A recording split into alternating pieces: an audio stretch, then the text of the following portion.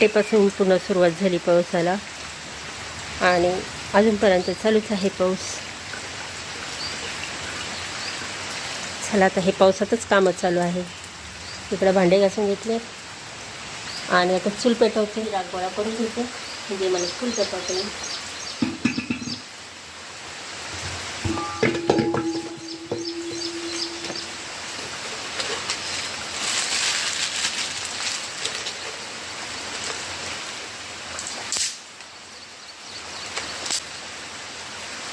कशी बशी चूल तर पेटलीच ना, व्यवस्थितही नाही पेटली ती.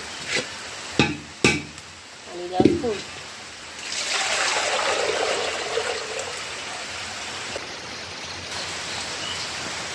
आता चूल चांगली पेटलेली आहे. तर कांदा घेते भाजून. पावसाचा निखार पण नाही पडला. पावसाचा जोर तर चांगलाच वाढलेला आहे. पावसाच्या बचावासाठी कसं ते छोटंसं पिल्लू बुलबुल पक्षी ते याच्यावर खिडकीच्या वरती ती जागा आहे तिथंच येऊन बसलेले. चला आता इकडं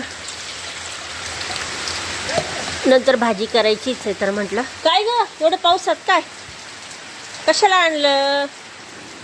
आईने मला दिले आपटींचं पण भाजी करायची. तर म्हटलं आता पाणी हे असं तापून ठेवते, नंतर भाजीला उपयोगाला येतं. तोपर्यंत माझी सगळी देवपूजा वगैरे सर्व काम करून घेते. थोडीनं पाणी मस्त उकळलं आहे झालं भाजीसाठी.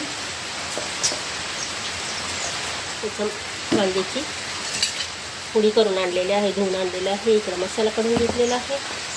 चला आता मस्तपैकी भाजी बनवते.